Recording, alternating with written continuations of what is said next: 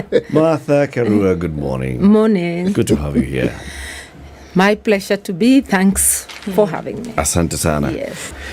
The Proverb City, we've been in the Maghreb in the last this is the fourth week. This is the fourth and final country of the Maghreb that we are going to mine Proverbs from, and we're in the state of Libya. Mm-hmm. This country is historically rich. Okay? It's gone through the steps that very many of these countries have gone to. It was even a kingdom once.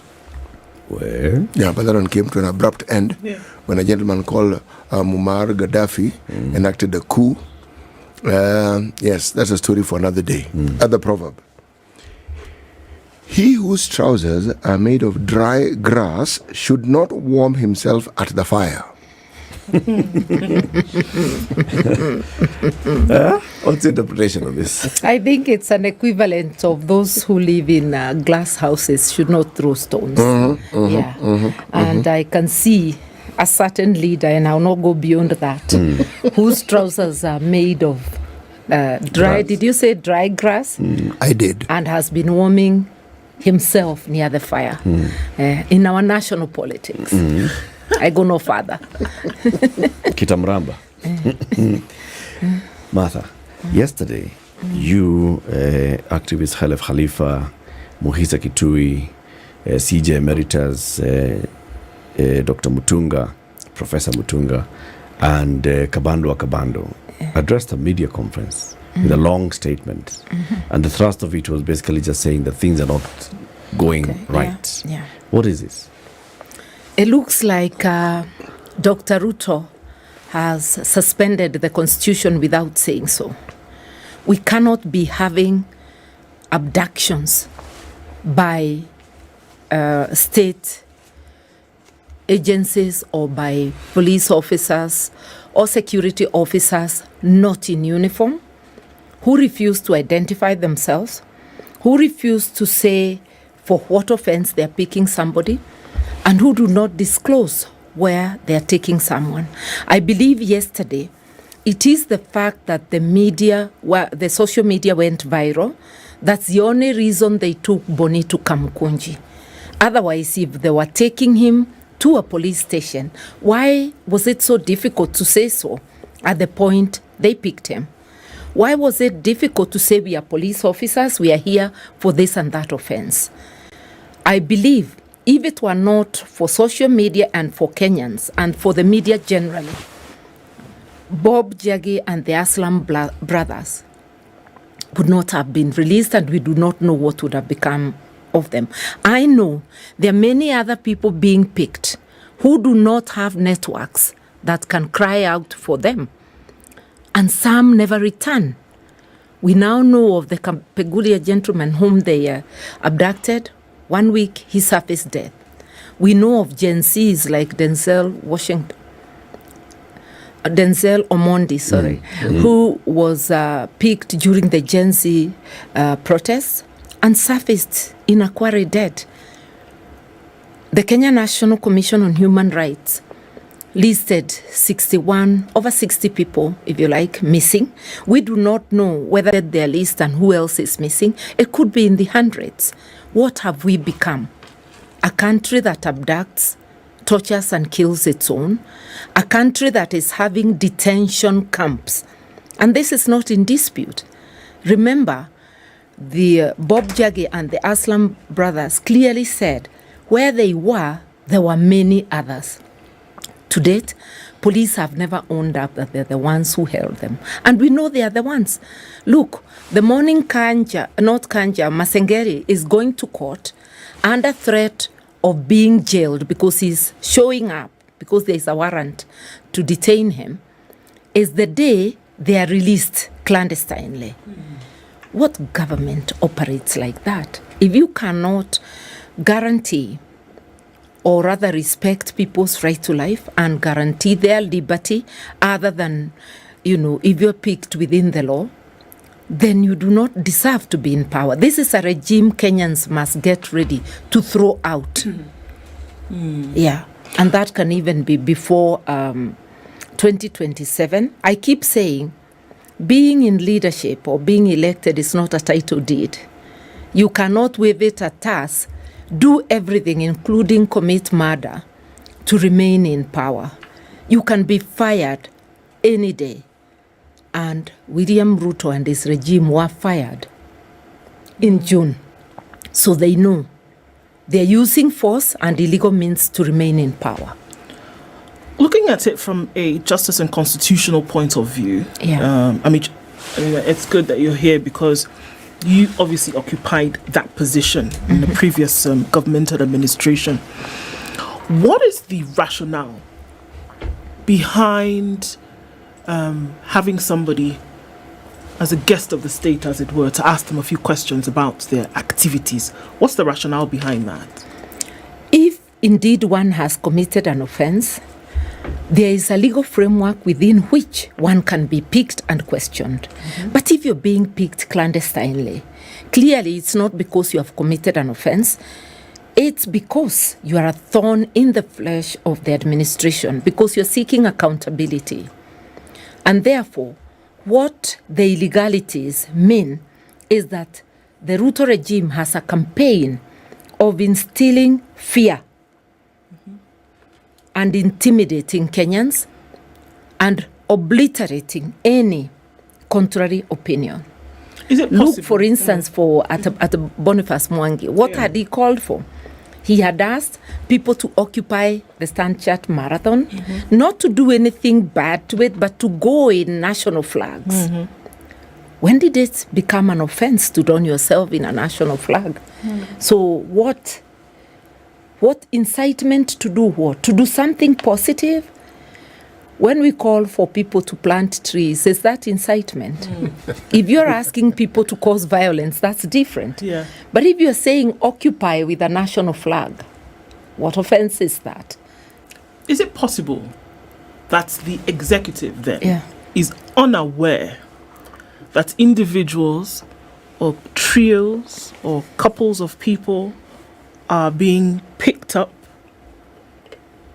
and they do not know? Is it possible? I believe they are not only aware, but I believe also this is sanctioned by William Ruto himself. You know, This has now become their signature way of operating. It is not once, it is not random, and it is tens of people who have been abducted, maybe hundreds. If you are in power and you suggest that those things are happening without you knowing, then obviously you are in slumber. You ought not to be there. But there is no way this can be happening without them. the push for a new constitution Yeah. was for, among other things, to make sure that there's no return of such. Yeah. Right? Yeah. People being abducted, people being picked up, people being held incommunicado. You know, there are laws that say that you must be presented in court within, right, Yeah. 24 hours. 24 hours, yeah. And police have got to come and justify and even request the courts if they want to hold you a bit longer. Yeah. You've got to be charged. The whole journey towards bringing a new constitution was trying to make sure that such things never occur again. Indeed. It's only 14 years in a new constitution. This is happening now in this administration. In the previous administration, there were still other complaints. People, bodies turning up in Rivayala and elsewhere. People who just disappeared and they have not been seen again. Are we saying that our constitution actually created and left loopholes? Because there's been no constitutional accountability to the administration of Uhuru Kenyatta and the administration of William Ruto over the disappearance of people and the turning up of people dead, whether in Shakahola or in Rivayala or elsewhere. I want to agree that this has been happening even during the previous administration. In the Kibaki administration, and that was before we passed the 2010 constitution, you remember there were extrajudicial killings of people, in quotes, seen as Mungiki. Yeah. That was totally wrong. And I remember raising the issue within And eventually it's one of the issues. Human rights is one of the issues that caused my resignation. Human rights, corruption, and issues related to the administration of justice. In the Uhuru, Ruto, again, administration, because Ruto was a core part of that administration, bodies surfacing in Yala. And people being abducted, although not as widespread as now during the Ruto regime, but the bodies in Yala were quite a number. You remember Willie Kimani? You remember all those things. Now it is happening, and since the Gen Z riots with abandon, Ruto had said when campaigning that extrajudicial killings will be a thing of the past. In my heart, I was skeptic of those statements because the way I know him, I know he's a person who does not respect the rights of others. You cannot condone or be part of corruption and at the same time say you respect the rights of others, because corruption does affect the rights of others. So I suspected this would happen. It has happened. He is mum. He doesn't say anything. You remember the court trying to press the police to produce Bob Jaggi and the Langton brothers, and them completely refusing. Yeah. If you are the one in charge, even the Attorney General was silent. Only surfaces in court to try and plead for Masengeli. No, that's why I'm asking, Martha. So they owned the impunity. They have openly owned the impunity.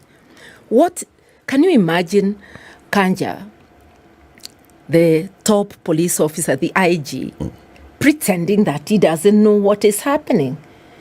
Then that is all the more reason then why he shouldn't be there at all. Which is why, Martha, I'm falling back to the Constitution. Yeah. Because we gave ourselves a Constitution It that will safeguard us. Are we saying that there are no constitutional safeguards? The Constitution We created has institutions. We created a National Police Service and said there shall be a policing oversight authority. There shall be a National Commission on Human Rights. With all these institutions and a Constitution that is so robust on the Bill of Rights, that is, acclaimed world over on the Bill of Rights. Are we saying that all those safeguards are actually not working? May I thank you for this question because it helps us to unpackage what is happening. The Constitution has no fault on those areas. In fact, it entrenches the Bill of Rights and sets out the parameters in a very elaborate manner, and also says which rights are non-derogable.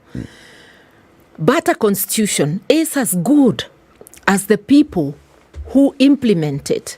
Our institutions are as good as people who sit in them. I was avoiding to say who man them. I was going to say who woman them. But who sit in them. Look at the Kenya National Commission on Human Rights. It is doing better than it has done before. It has a list of those who died. It has a list of those who disappeared.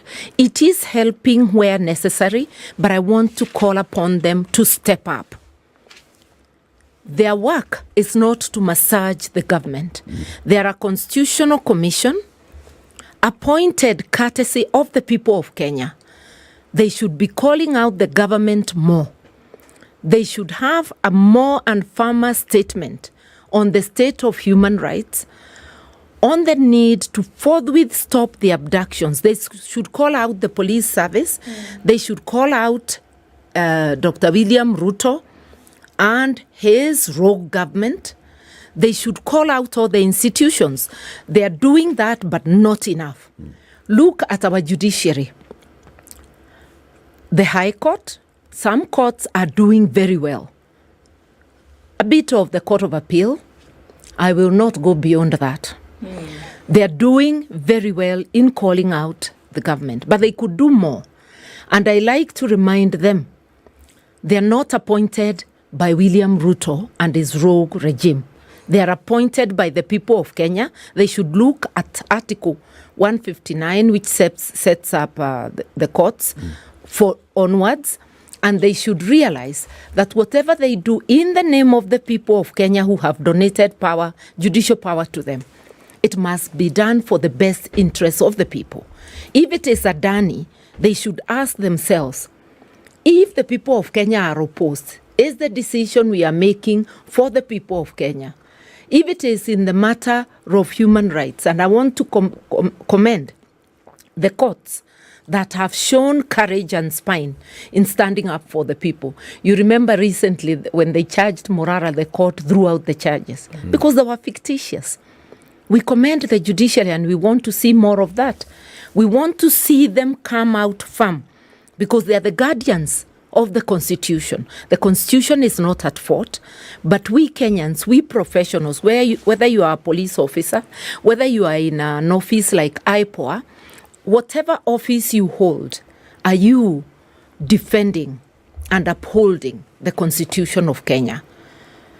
If we answer that positively, then we'll have a better nation. And if you are a citizen, you too have a duty to uphold and defend the Constitution. We must say no to William Ruto and his rogue regime. We shall not be abducted again.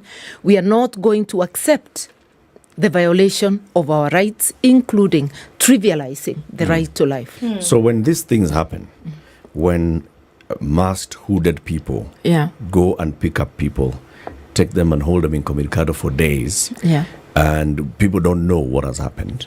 When you have an MCA who's missing for so many months, when you have so many other names that are just of people who have disappeared, families that are looking for their loved ones, and the institutions are not doing much to bring those people back home. So what does that mean? What should we do?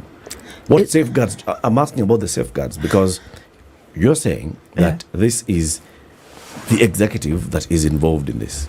So the executive, if the executive is at fault, we had other institutions that should be making sure that they check the executive.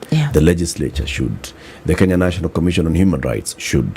The judiciary should. The other institutions should. If all of these appear to be singing in concert on one side, and our brothers and sisters and cousins and nephews and nieces are turning up dead, disappearing, so what do we do? Thank you. You've mentioned the legislature. We lost Parliament. We lost the National Assembly. We've lost the Senate. They like to call them the upper house, but they did not show any traits of an upper house when we last saw them debating the impeachment. And this is not about Gachagua. I couldn't care less whether he is in or out. But I care about justice to everyone, including him. If you can hold a shambolic show and attend almost 100%, and when it is issues affecting Kenyans, including issues about the right to life, liberty, issues that affect Kenyans, bread and butter issues and economic issues, we see Parliament not well attended. We see quorum hitches. Those are people who don't appear to know, except a very few of them. They don't appear to know at all why they're there. They think we elect them to fatten themselves and to go and expand their businesses. They do not realize that we have elected them to be our watchdogs. And I think that's why Kenyans, I do believe, actually sacked the entire lot. The entire lot was thrown out by people. And remember, in Kenya, we have people hold sovereignty. Our previous constitution, Parliament was supreme, and everything was about the presidency. Because we adopted the English system where everything is about the sovereign, who is the king or queen. In Kenya now, this constitution removed that system. The people are your employer. And I know that William Ruto has not in his mind internalized the constitution. I heard him, after the Gen Z riots, say, enough is enough. Who is he to tell his employers, the Kenyan people, enough is enough? It is only your employer who can tell you, enough is enough, pack and go. So in his head, he is a king. But I want to remind him today that he is a mere employee of the sovereign people of Kenya. And these people have no faith in him. If he respects himself and respects the people, he should exit. If you cannot further the interests of the people, then you should leave. Look at him even defending Adani. Adani didn't elect him. It is the people of Kenya. Unless if Adani is his mask and is the one behind all this haste at the airport at Ketraco. And by the way, the Ketraco deal is exaggerated. It's a rip-off.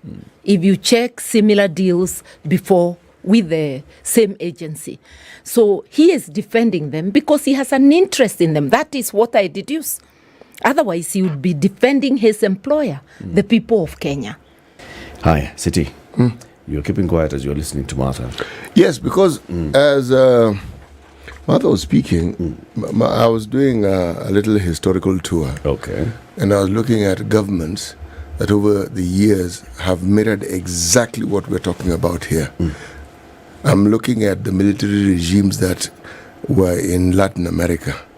There's one particular one that was notorious. It was Chile under Augusto Pinochet. 3,162 people disappeared. To date, as we're speaking, 1,469 have not been accounted for. And those people disappeared over a period of 17 years. Meaning, that's where the disappearance and disappearing people, that's where the term came about. People visit in the morning, done. That's it. No one ever hears of you again. Now, there's a new president called Gabriel Boric. He's trying to sort this thing out. He's got a search plan, meaning many families never actually got to actually come to that position where at least now they are at peace with either the death of their loved one or they understand. Now, what hinders this president is the history of impunity that country had. Remember, many of the people who were disappearing others in that time of history were young men. They're now old. Some are in their 70s, some are in their 80s, many have died. Now, can you imagine this?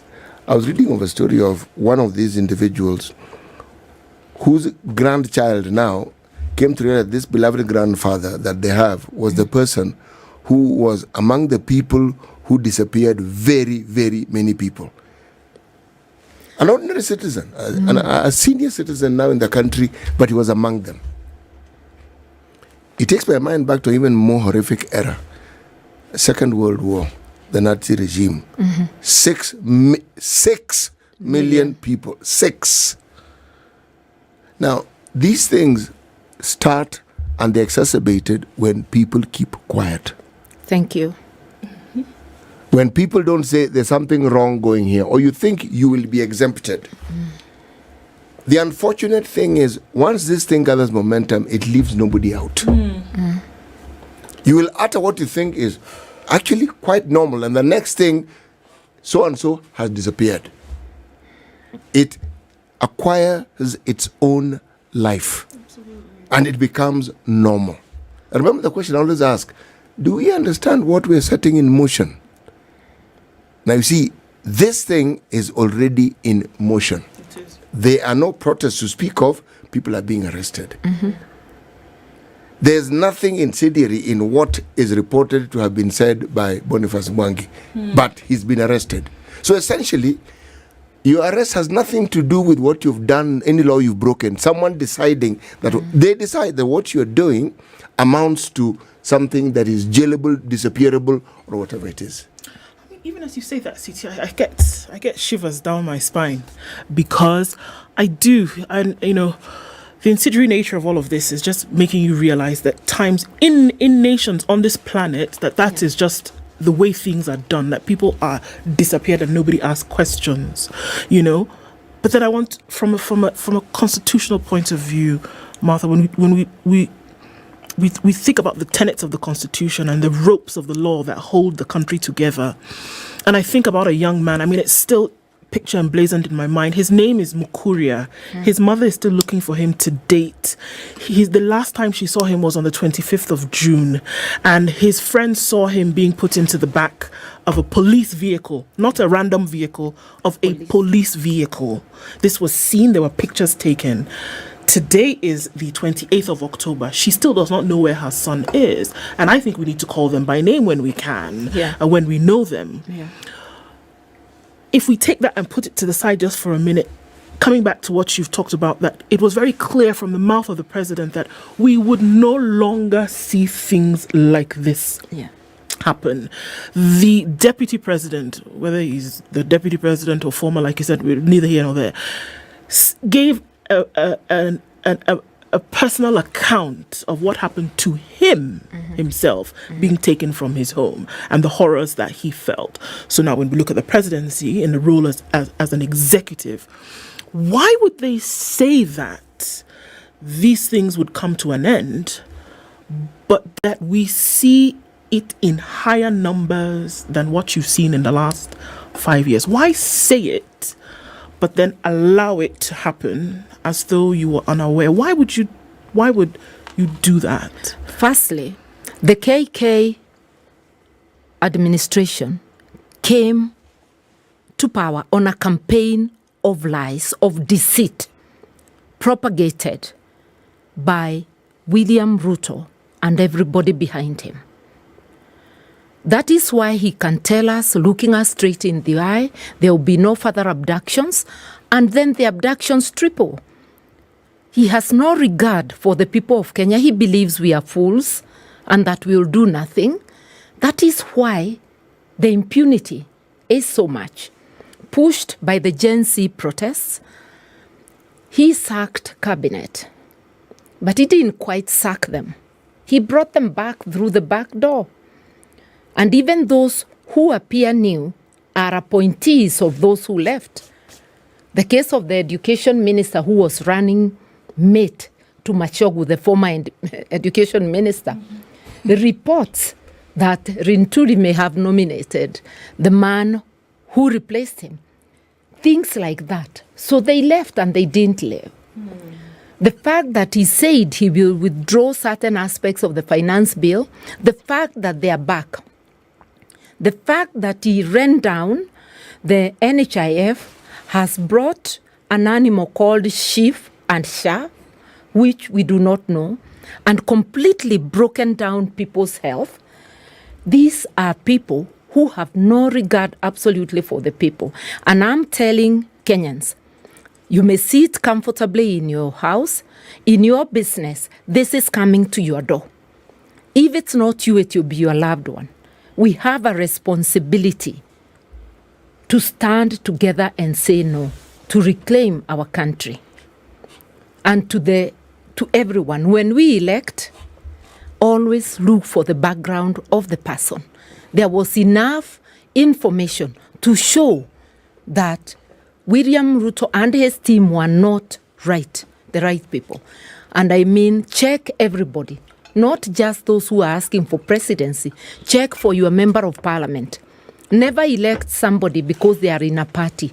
Elect them because you know about them. Your MCA. We are paying people highly, but we are getting no returns. Kenyans are on their own. It has reached the stage where we, the people, must take action. And I'm asking you, as a Kenyan, take action, even if it's just to say no. Where are our professional societies? I only see lawyers. I see a bit of doctors sometimes. Where are the architects? Where are the accountants? Where are other professionals? Where is the Attorney General of the Republic? You may have been appointed by Dr. William Ruto, but look at the Constitution. You work for the people of Kenya. Your power is donated by them. Where is the DPP? I'm mentioning Attorney General and DPP because both of them have power over the police. They could actually tell them, we will not represent you if you detain people for offenses that are bailable. For instance, why were they holding Bonnie yesterday? They could have bonded him and told him, meet us in court on Monday. The same thing, that's what we were asking for Morara. For the ordinary person, is it better to fill jails with the petty offenders or to take the particulars of the person and then bond them to come to court. And if they don't, through the administration, you will find them. So we will have to stand up. Those in offices, public offices with power, and those of us who are just civilians, we will have to stand together and say enough is enough. And there are many ways of doing so. We've got to put our minds together. We have to resist this regime.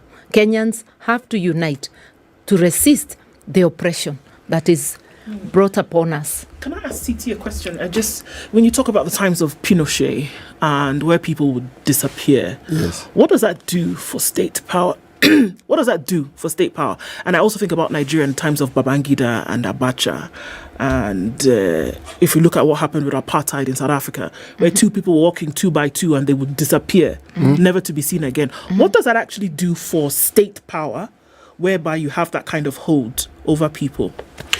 It's corrupting. It feeds into itself. But the problem is this. You see, state power is exercised by people. And the thing that is never considered is the damage it does to the so-called perpetrators. If you look carefully at the history of these things, these perpetrators are themselves victims. Because these abductors are Kenyans. They are people who have relatives just like the rest of us. They live here. They are people who began their lives with hopes and dreams, but this is now what they're doing. Believe me, it cannot unaffect you. It will. Let me answer the question in a different way. When you look at some of the things that are listed as the tenets that would need to be attained for someone to be impeached, whether it's a deputy president or the president, there's the word gross. Gross misconduct, gross violation, gross. Okay? Now, that's where you get to when this is what you do. You see, we may not even see it, but when you accommodate the things we've accommodated, when we welcomed our thieves, when we welcomed our people who we know to involve themselves in misdeeds, we've just desensitized ourselves more and more and more, to the point where the 100 bob to the policeman is no longer an issue. It is an issue. It'll get to 1,000. Somebody's abducted. Oh, so-and-so is abducted. Okay. It's not okay.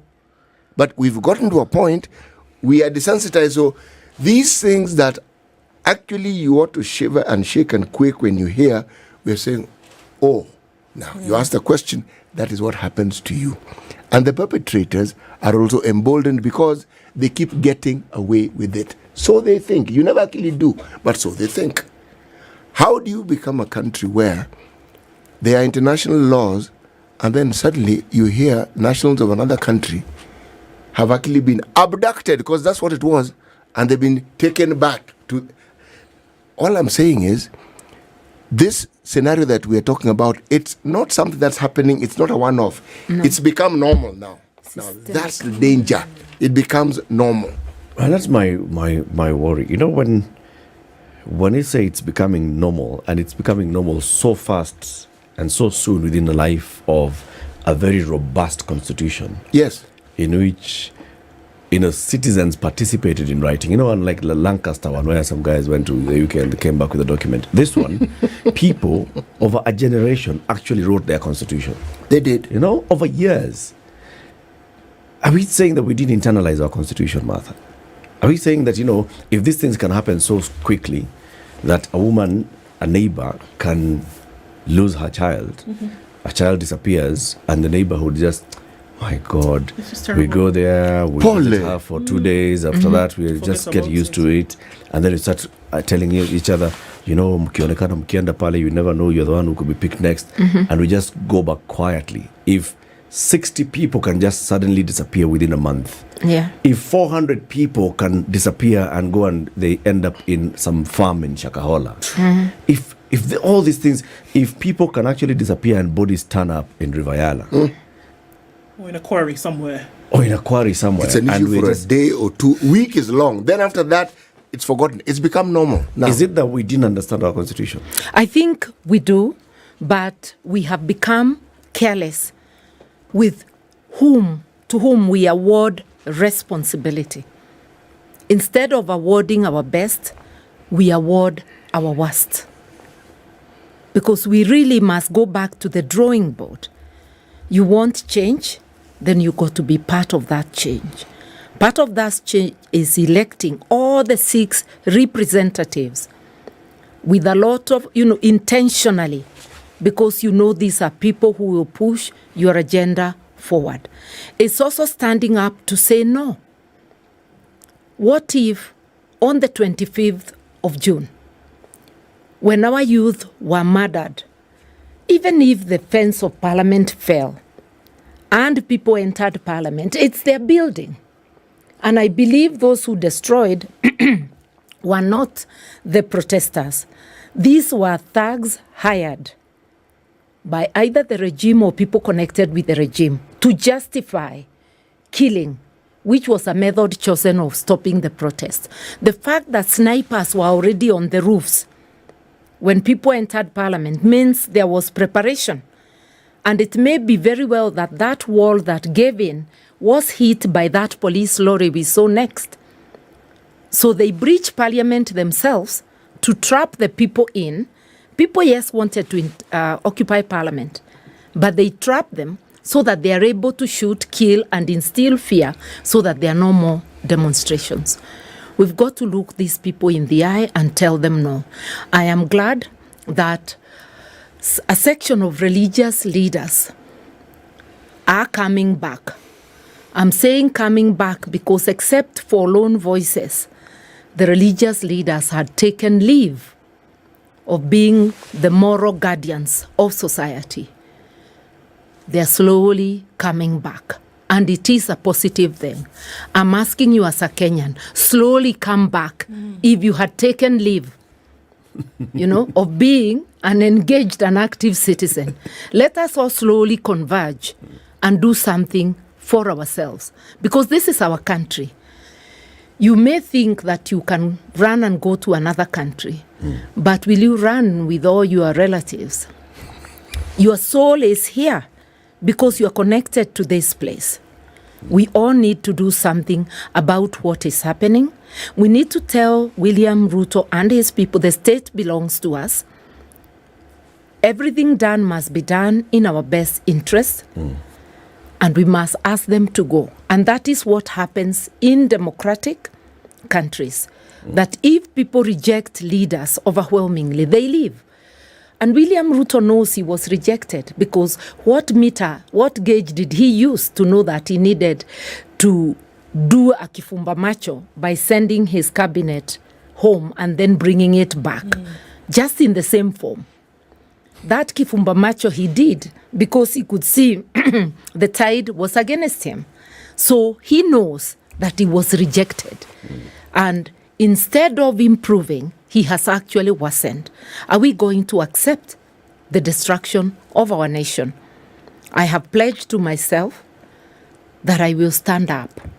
And I'm calling upon everybody to stand up. We stand up, we be each other's keeper.